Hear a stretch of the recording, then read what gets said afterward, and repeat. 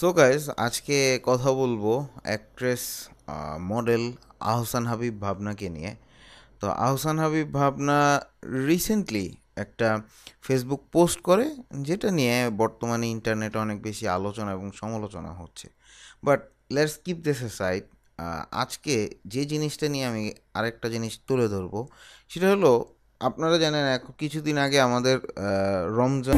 ভাবনা মূলত মাঝারি মানের জনপ্রিয় একজন অভিনেত্রী। ছোট ও বড় পর্দায় অভিনয় করলেও কাজের মাধ্যমে সেভাবে নিজেকে মেলে ধরতে পারেননি। ব্যক্তিগত জীবন নিয়ে চর্চায় থাকেন প্রায়ই। শুধু রমজানের ঈদ গেল, মানে কি বল, রোজার ঈদ গেল, এবং আর কিছুদিন পরেই আমাদের কোরবানি ঈদ আসতেছে।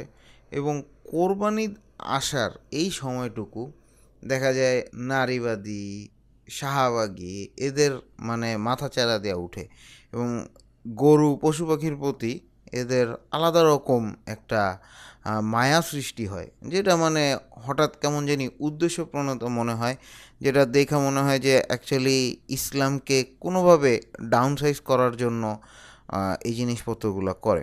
কিন্তু বছরের বাকি সময়টুকু তারা কিন্তু ঠিকই গরুর মাংস, মুরগির মাংস সবই খায়। মানে তারা যে নন ভেজ, সেই জিনিসটা তাদের মনে থাকে না। ঠিক এই জিনিসটারই একটা প্রিয়র এক্সাম্পল হলো এই আহসান হাবিব ভাবনা। উনি বেসিক্যালি নিজে প্রায় সোশ্যাল মিডিয়াতে তার কিছু ছবি ভাইরাল হয়েছে, সেটা হলো তিনি গরুর মাংস খাচ্ছেন। তিনি আহ, যা তা মানে বলছেন যে কাচ্চি বিরিয়ানি খান, এই সেই ওপেনলি অ্যাডমিট করছে যে সে এইগুলো খায়, বা গরু, বা কি বলবো, শি ইজ নন ভেজ, এবং গরুর মাংস সব কিছু খায়।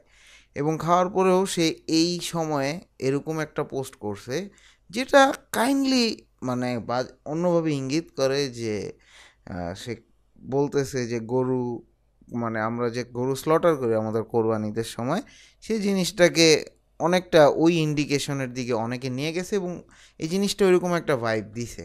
এবং এটা নিয়ে ইন্টারনেটে অনেক বেশি আলোচনা এবং সমালোচনা হইতেছে, যেটা আমরা এই কয়দিন দেখতে পারতেছি।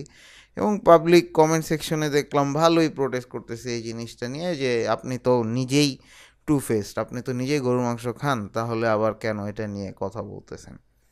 বাট এই জিনিসটা ডিফেন্ড করার জন্য উনি আবার অনেক বড় প্যারাগ্রাফ দিছে যে তিনি ছবি তুলতে ভালোবাসেন, যখন মন চায় তখন ছবি তুলেন, এবং সেই জিনিসে তার একটা ক্রিয়েটিভ মেন্টালিটি, আনুষঙ্গিক ব্লা ব্লা ব্লা। আপনারা হয়তো আমার পাশে তার ডিফেন্সিভ বা সরি অ্যাপোলজি মেসেজ যেটা, ওইটা দেখতে পারতেছেন। So end of the day, এই যে ভিডিওটার যদি কনক্লুশনটা নিই, এটা হলো যে আসলে প্রত্যেকটা সোসাইটির একটা কালচার থাকে। আমাদের ইসলাম ধর্মে কোরবানির অনেক মহত্বতা আছে। অনেকের হয়তো এই গানগত দিকটা জানা নাই, কী কারণে গরু কোরবানি দেওয়া হয়, এবং এর পিছনে অনেক বড় ব্যাখ্যা আছে।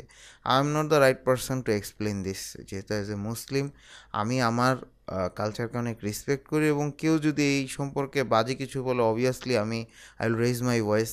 আমার যদি কিছু অ্যাড করার থাকে, আমি সেই জিনিসটা অ্যাড করব। That's the thing. আমি এই ভিডিওতে আসলে আমার পারপাসই এটা ছিল, আমি আমার পয়েন্ট অফ ভিউটা তুলে ধরতে চাচ্ছিলাম। সো হ্যাঁ, আজকের ভিডিওটা এতটুকুই। Fahim Faruk here, signing out.